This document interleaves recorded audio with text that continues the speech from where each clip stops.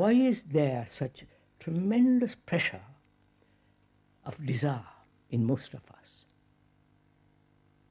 The pressure of sex, the pressure of desire for sex, desire for experience, desire to be popular, famous, desire to, all the rest of what the activities of desires are. Desire for enlightenment, which is the most stupid desire. Because enlightenment doesn't come through desire. You may go to all the highest peaks in the Himalayas, but you will never find illumination there. It is where you are, not in India or in Japan or in some other place, or even Rome. Sorry, I talk about Rome because I've just heard this morning about the Pope being elected.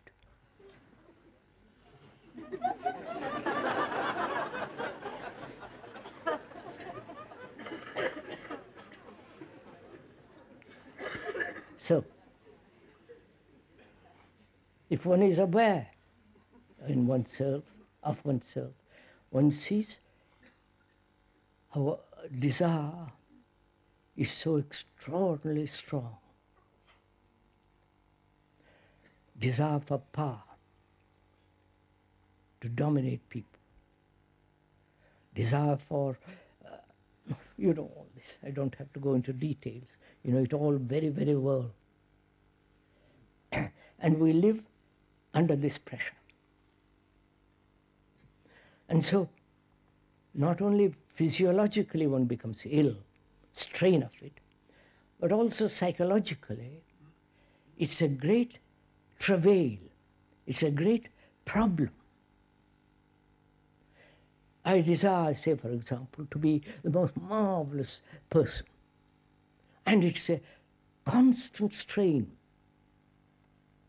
to become somebody, to be somebody, to achieve a result.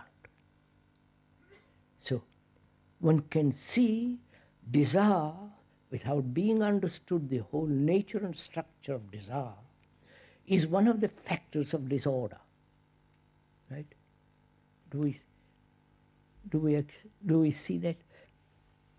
Please, don't accept what I'm saying. That's totally unimportant. Is that in yourself a fact which you have discovered for yourself? Say the desire in all its multiple forms and multiple expressions does breed confusion, does breed disorder. Right? And most people have said control desire, suppress desire, or fulfill desire. Go to the extreme of desire. They have done all these tricks. Talk to any monk and they will tell you we must suppress any desire, carnal desire, or any form of desire in order to serve God, or whoever God is. And so there is always this suppression, control, constant conflict. You desire something, you suppress it, you rationalize it, you control it, you run away from it, and so on. So, what we are trying to do, what we are saying is, let's find out the nature of desire, how it arises, and whether we can give desire its proper place and not in any way suppress it, control it, destroy it. Right? Can we go? We're going to go into that.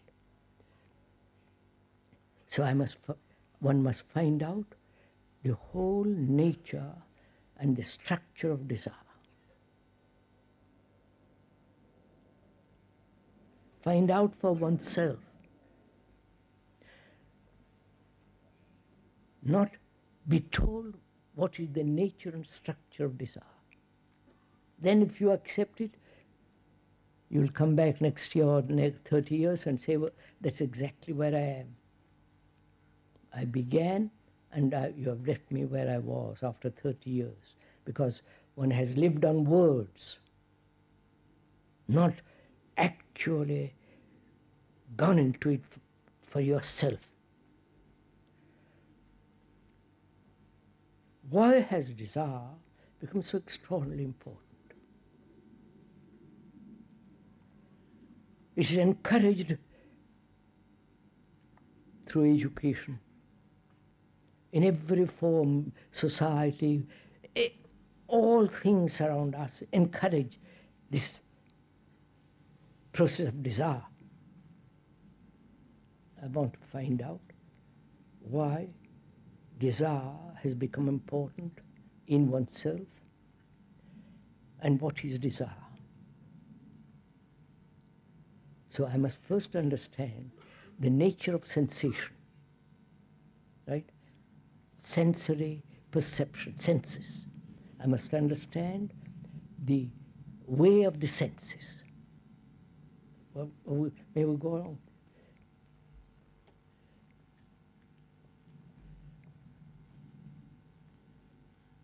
The senses being touch, smell, and taste, and so on. And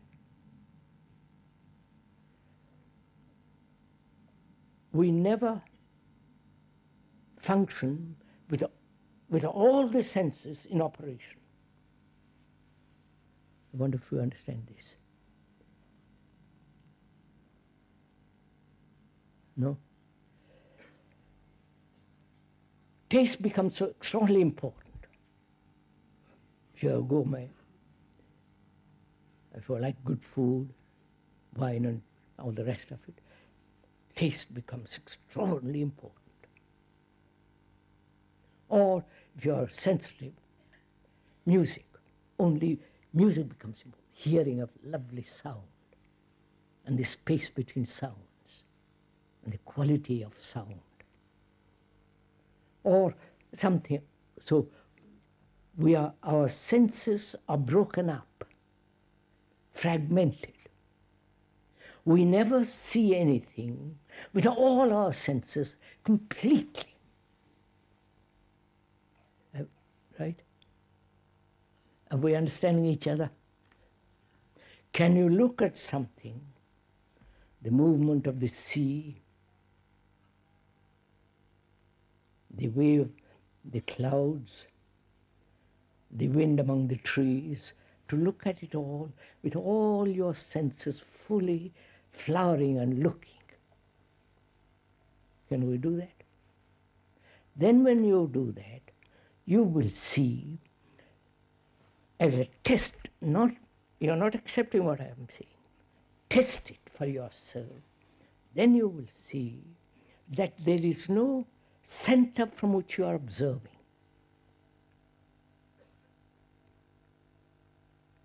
There is no division caused by the center who say, I am different from that.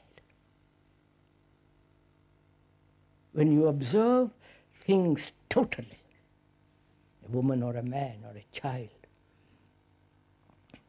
or your girlfriend, husband, wife, with all the senses awakened, then there is no one particular sense demanding an action. You're following all this? Are you doing it as we are talking about it? So, senses have their right place, but they become destructive, divisive, and conflicting when one particular sense is developed and the others are dormant or semi-dormant. Whereas when you observe something entirely with all your senses, then there is no division in yourself.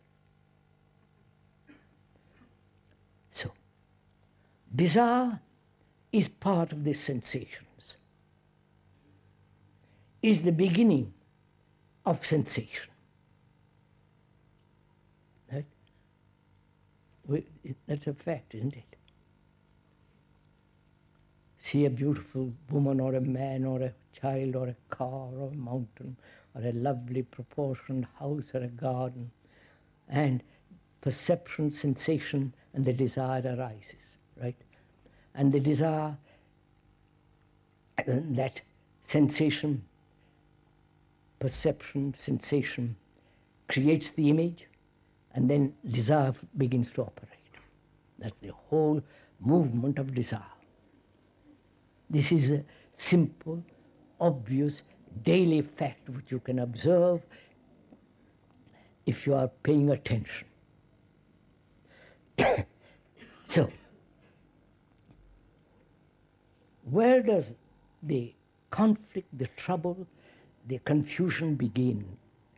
In the movement of desire, right? You following? Say, for example, I see a beautiful tree or a lovely garden. I've got a piece of land, and I like to have such a beautiful garden myself.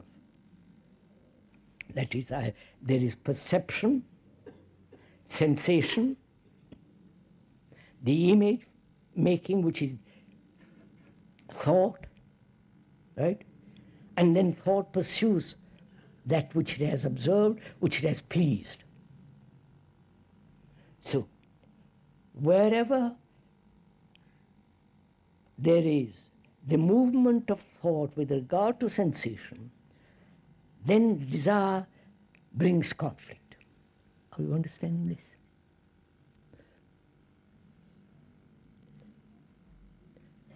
Is this clear, or am I? No, I see it's not. I have to repeat it differently. There is perception of a beautiful house, well proportioned, all the rest of it. Then there is sensation.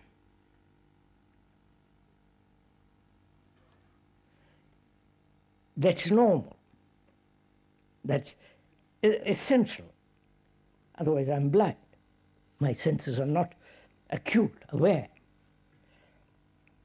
But the trouble begins the moment thought creates the image of owning a house like that and working for it, identifying oneself with that house, and so on. So where thought begins to interfere with the perception, then there is division, then desire begins. You followed this? Is this clear? No, not what I'm saying for yourself.